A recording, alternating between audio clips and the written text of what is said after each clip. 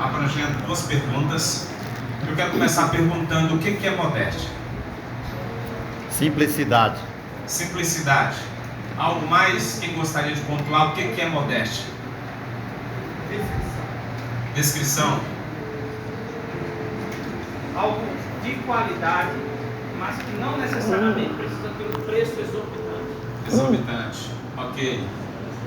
Se você for para o dicionário pesquisar o que é modéstia, você vai encontrar o significado dizendo que é ausência de vaidade.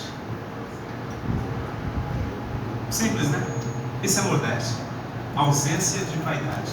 E o que é decência?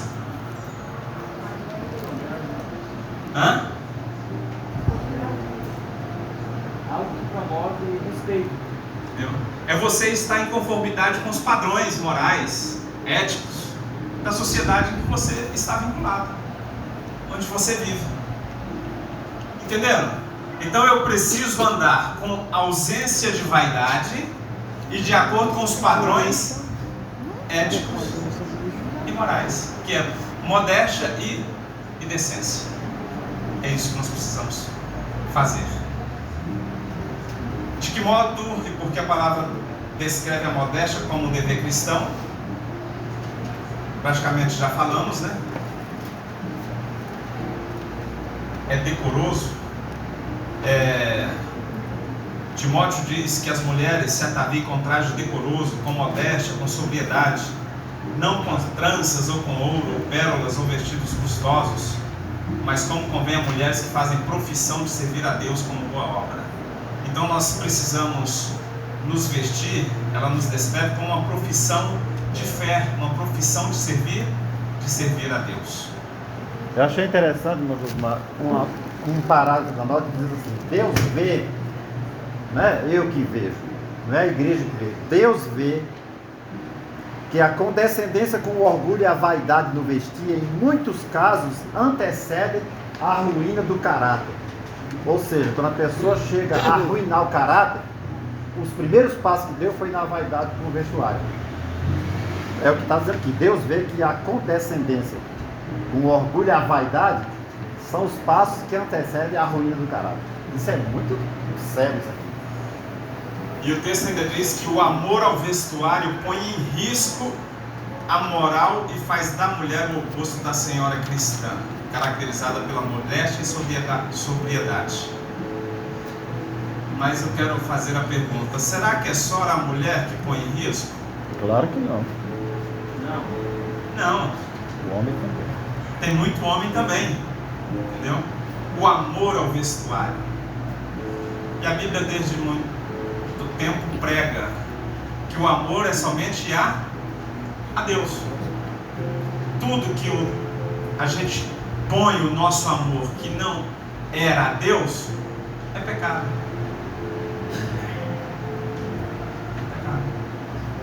O dinheiro é pecado? Não. Mas o amor a ele é pecado. Então, da mesma forma, o amor excessivo, o amor a essas coisas. Na segunda pergunta, como a ênfase no embelezamento externo prejudica a espiritualidade interior? Como essa ênfase no embelezamento externo? Quem gostaria de nos ajudar?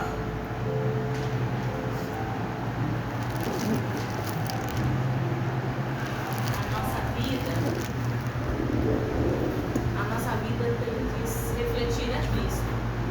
Se nós estamos o tempo todo buscando se embelezar e ficar cada vez, buscando foco para nós, então nós desviamos o foco de Cristo e colocamos o foco em nós. Às vezes nós estamos tão focados no eu, na minha aparência, e preocupado com minha beleza exterior, que onde está Cristo nessa relação? Está longe, sim, irmão Cleiton? Bem, a gente pode notar aqui está fazendo uma ênfase às mulheres, mas também com os homens, né? Como já foi dito, nós também entramos nessa situação. Então, o que acontece? O nosso vestuário, a nossa maneira de vestir, revela o nosso caráter. Sim ou não? Sim. Sim, né? E interessante isso aqui, exemplo, né, que é dado no motivo, que é uma pessoa que tem vários talentos, né, que podem ser usados para a causa de Deus, mas eu vejo aqui que não é só o fato dela estar tão envolvida, ou ele está tão envolvido com as coisas do mundo, que muitas vezes ele deixa de trabalhar para Deus, né, de voltar seus pensamentos para a causa de Deus. Mas vocês podem perceber até no nosso meio, quando uma membro da igreja, um membro da igreja, né, eles têm um vestuário que não condiz com a nossa fé, como que essa pessoa é vista? Às vezes, ela não pega a carta da igreja, né?